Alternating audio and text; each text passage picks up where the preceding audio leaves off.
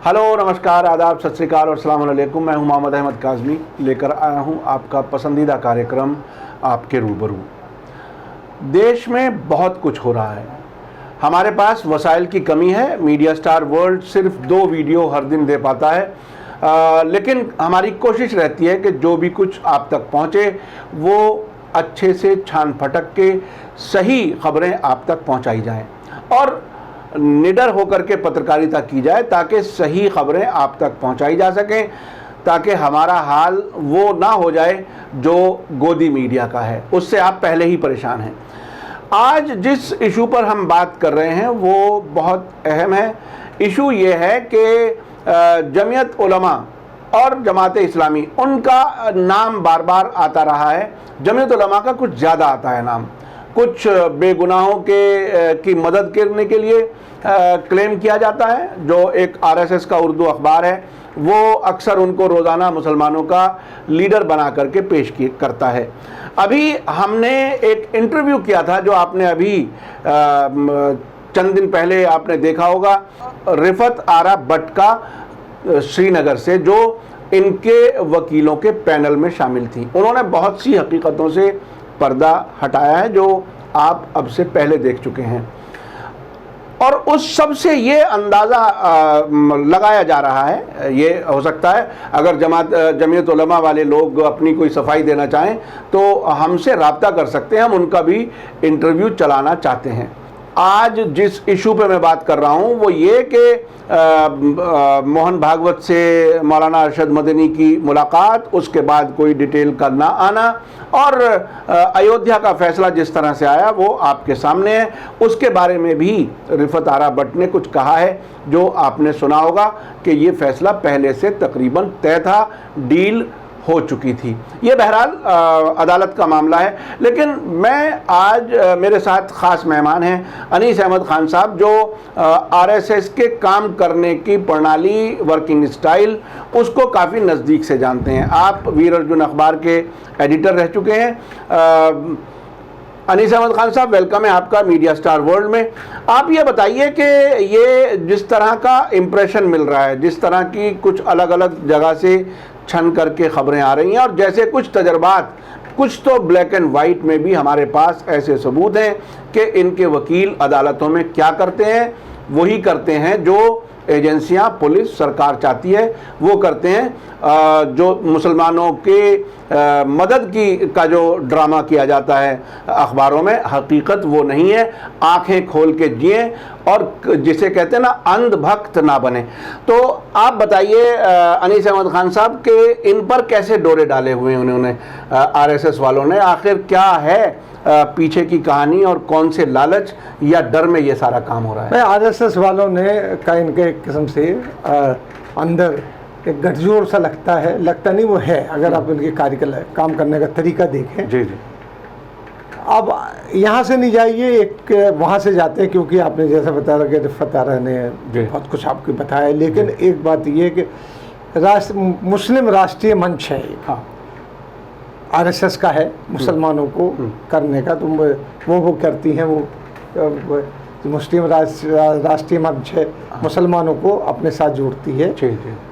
ये बनाई गई थी, इससे पहले जो सरसंघ चालक थे जी जी सुदर्शन, हाँ, उन्होंने बनाई थी कि मुसलमान इससे जुड़े। हाँ, वो कुछ मुसलमान उसका जब उद्घाटन हुआ लखनऊ में, हाँ, वहीं से लेते और कई चीज़ें हैं, तो इस बताते कि किस तरीके से वो आरएसएस के, तो उसके मंच पर, उद्घाटन के मंच में, हाँ, शिया कम्युनिटी, सुन्नी कम्युनिटी के वो लीडरान, हाँ, जिनकी बहुत इज्जत होती है, हाँ, वो मौजूद थे, हाँ, और वहाँ पर किस तरीके के भाषण में कहा तो जा रहा था कि मुसलमान और आरएसएस के करीब लाने के लिए बात हो रही है, लेकिन आरएसएस मुसलमानों को कैसे करीब लाएगी ये मेरी समझ में नहीं आ रहा। उसके फोटोग्राफ भी मौजूद हैं, ऐसी बात नहीं है। जी जी। जो लखनऊ में इनका वो हुआ था, उसके आप तो वो इंद्रेश कुमार उसके कन्वीनर हैं, वो अपने आप को मुसलमानों से बड़ा मुसलमान बताते हैं। यहाँ तक कहते हैं कि बकरा ईद में बकरा न काट के आप अगर मुर्गा काट लें, या उसका केक का बना के बकरा काट लें तो कुर्बानी हो जाती है, जिसको आज तक अभी देखिए आप,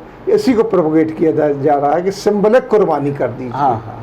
यानी इस बार की कुर्बानी इसी तरह की वो कराना चाहते हैं। सिंबलिक कुर्बानी। तो ये चीज आज से नहीं चली, कोरोना के नाम से अब इस तरह से आज से नहीं चली ये चीज। आप देखिए कि 5-6 साल पहले से ये चीज शुरू की इंद्रेश कुमार ने, अब वो अखबारों में आने लगी सिंबलिक कुर्बानी होनी चाहिए, जबकि कुर्बानी सिंबलिक नहीं हो सकती है, हो ही नहीं सकती अगर धार्मिक हिसाब से करें। कुर्बानी ना करें आप, ये बात अलग है, उसके लिए कोई वो नहीं है कि आप कुर्बानी ना करें, लेकिन सिंबलिक केक बना के एक बकरे का वो काट दें या उसकी जगह मुर्गी की कुर्बानी करें, या छोटे जानवर पे 7 आदमी कुर्बानी करें, बड़े जानवर पे ना करके। इस तरीके के जो नैरेटिव जा रहे हैं आरएसएस की ही चलाई हुई हैं, जो अब फैल रहे हैं। फैलता कैसे साहब? हम और आप तो नहीं फैलाते हैं, फैलाते उन्हीं के लोग हैं। क्योंकि जो जमीयतुल उलमा हिंद की जो वहाँ से मदरसे से पढ़ के निकलते हैं, हिंदुस्तान की 75% जो मसाजिद हैं वहाँ पे इनके इमाम बैठे हुए हैं।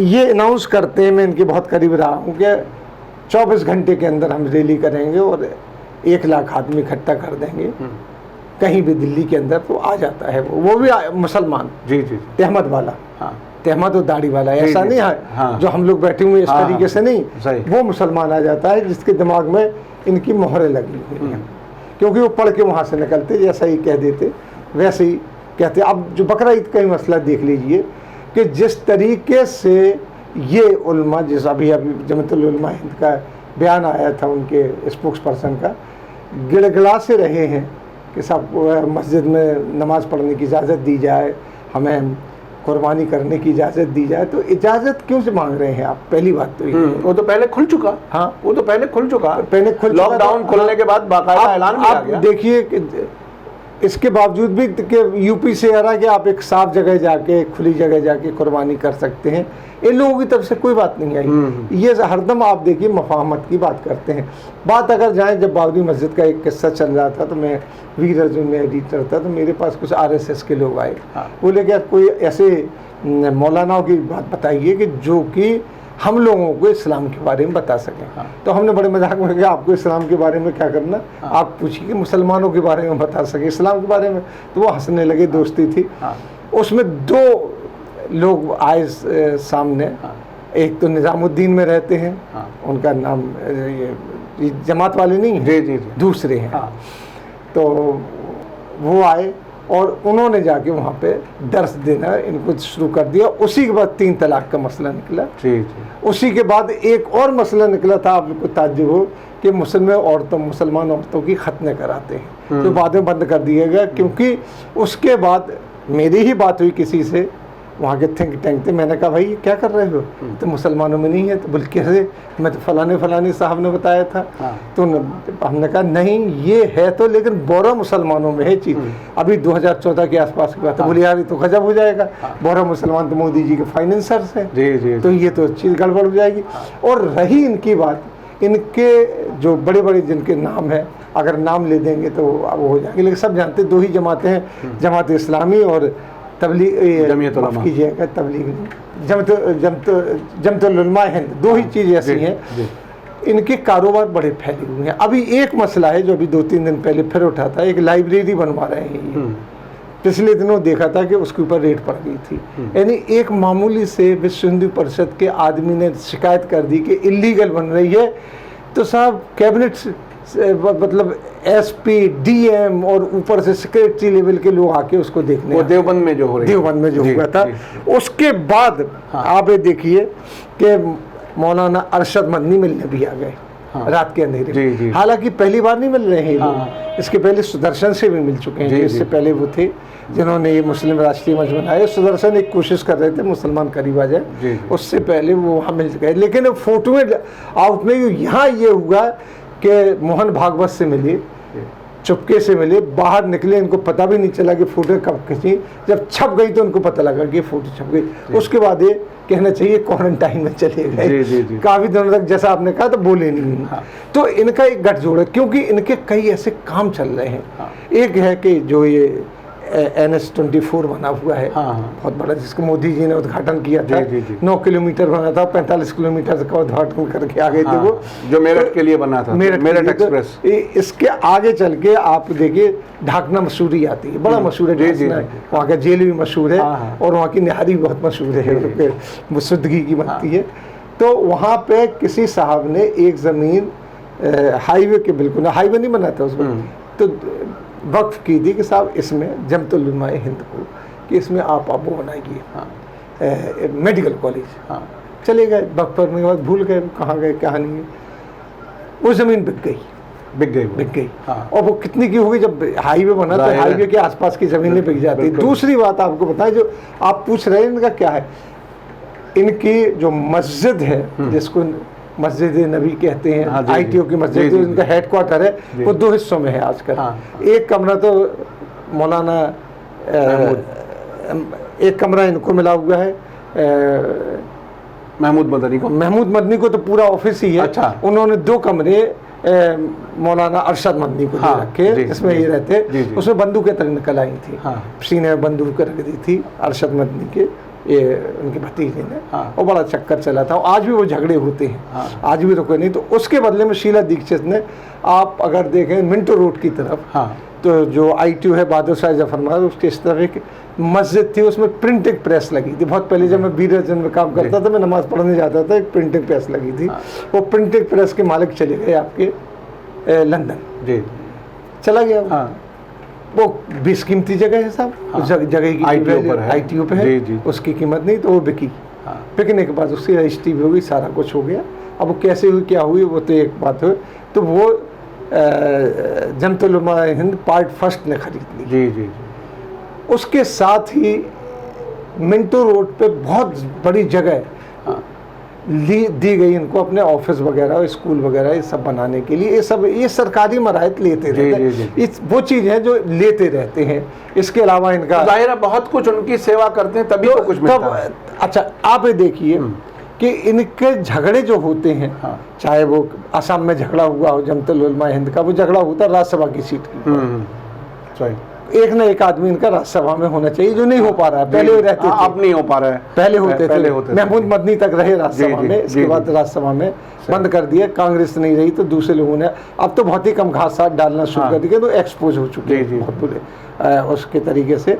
ये चंद बातें हैं, चंद बातें हैं कि जिसकी वजह से ये RSS की तरफ रहते हैं, सत्ता की तरफ रहते हैं। जो अच्छा, एक इक़्तिदार होता है वो इनका, देखिए एक बुनियादी बात है कि किसी भी समाज के लीडर को, अगर वो वाकई लीडर है, तो उसको अपने ज़ाती फ़ायदे के लिए तो ज़ाहिर काम करना नहीं चाहिए। वो तो पूरी एक तरह से कौम या कम्युनिटी उसको रिप्रेजेंट करता है, उसके भलाई के लिए जो कुछ सरकार से करा सकता है वो कराना चाहिए।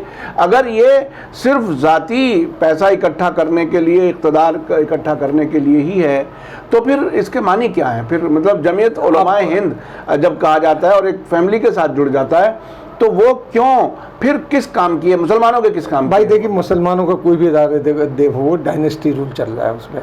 चाहे वो तबलीगी जमात हो, माफ़ कीजिएगा, वालिद, बेटे, पोते सब उसमें आते हैं। चाहे जो जमतुल उलमाए हिंद हो, वो एक ही खानदान चला, दूसरा खानदान वाले ने आना चाहा था, उन्होंने तो किस बुरी तरीके से उनके यहाँ से हटाया गया। वो बड़ी मार पिटाई करने के बाद उनको घुसने नहीं दिया। इसी तरीके जमात इस्लामी में, आज जमात इस्लामी में चलता कि इलेक्शन भी होते हैं, ये भी होते, वो भी होते, और आते जाते रहते। लेकिन वर्चस्व, अगर वर्चस्व का मतलब अगर देखें, अच्छा उनका कॉम्बिनेशन, अच्छा जमात, ये जो आपने तबलीगी जमात का जिक्र किया, सबको अच्छी तरह याद होगा, अभी तक भी तबलीगी जमात की वजह से सारे मुसलमानों को ये कहा जा रहा है। हालांकि तबलीगी जमात की भी अपनी कोई गलती नहीं नज़र आती, चूँकि उन्होंने जो भी अपना प्रोग्राम किया था, ठीक है, मुख्तलिफ दुनिया के मुल्कों में ये महामारी आ चुकी थी, लेकिन यहाँ कोई लॉकडाउन नहीं हुआ था, उससे पहले किया था। लेकिन मैं जो एक बात दूसरी कहने वाला हूँ कि वो ये कि इनकी भी अंडरस्टैंडिंग सरकार से बहुत ही बेहतरीन इसलिए लगती है कि एक खबर आती है कि हमारे नेशनल सिक्योरिटी एडवाइज़र रात में, आधी रात के बाद जाकर के मिलते हैं मौलाना साद साहब से, और अगले दिन कार्रवाई हो जाती है और इसके थाने से लगी हुई दीवार के बराबर की बिल्डिंग से लॉकडाउन के बावजूद एक आदमी गायब रहता है जो आज तक गायब है। तो ये तो जाहिर है बगैर सरकार के साथ, इसमें कुछ बगैर सरकार के साथ अंडरस्टैंडिंग के बगैर तो कुछ हुआ भाई। देखिए, और आपको बताया कि जैसे कि आरएसएस वाला मसला है, आरएसएस के 2 एग्जाम्पल मैंने दे दिए आपको। एक तो मुस्लिम राष्ट्रीय मंच बना, मंच पे कौन लोग मौजूद थे। इसके बाद आप देख लीजिए मोहन भागवत वाली चीज़ जो सबको पता है, मोहन भागवत से मिले, और फिर बियाना महमूद मदनी गए, 370 जो आर्टिकल था पूरे दुनिया में उसका अपोज हो रहा था, आज तक उसका विरोध हो रहा है। जो कश्मीर से आर्टिकल 370 हटाया गया, उसके वकालत करने के लिए बयाना गए थे मौलाना Mahmood Madani.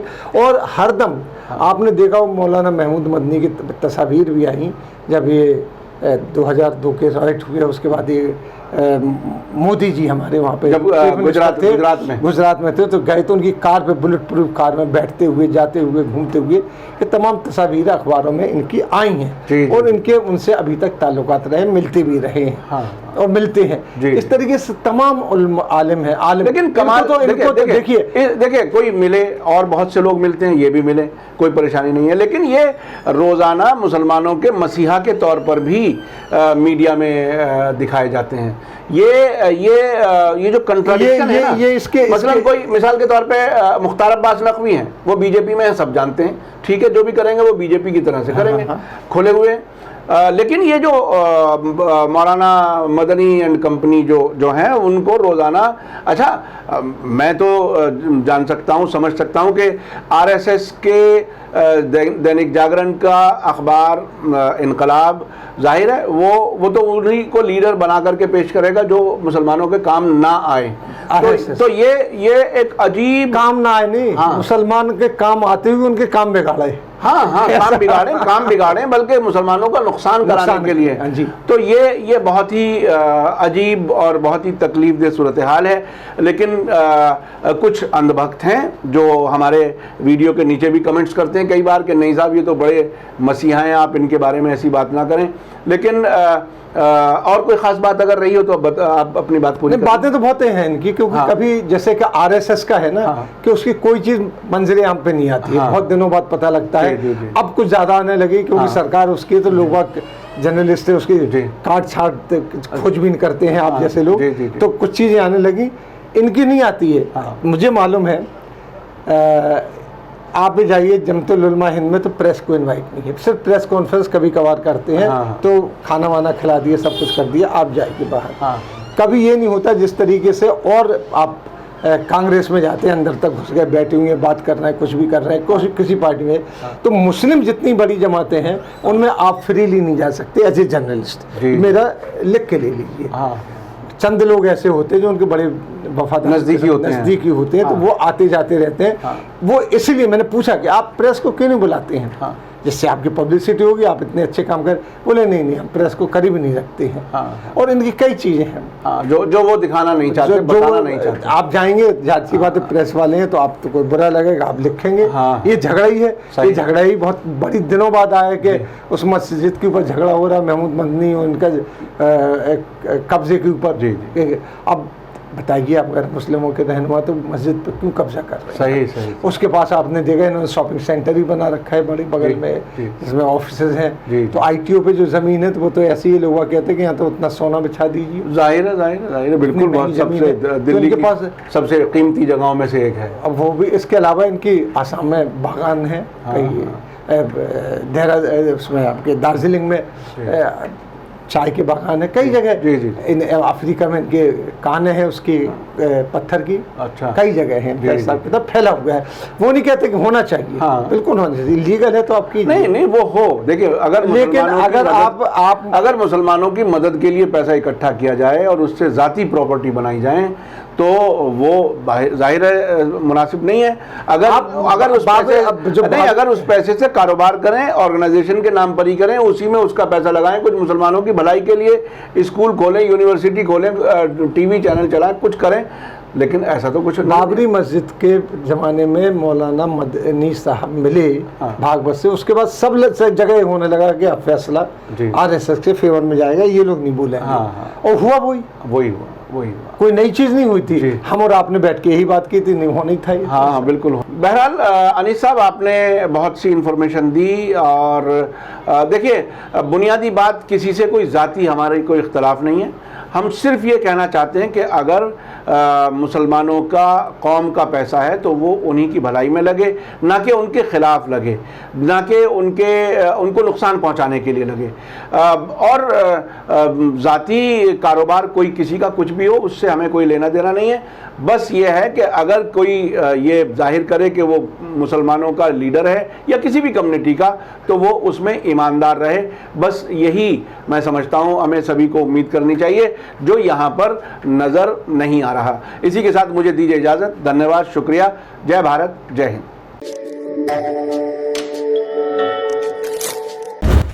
Media star world के और वीडियो देखने के लिए हमारे चैनल को सब्सक्राइब करें और सीधे नोटिफिकेशन पाने के लिए बेल आइकन दबाएं।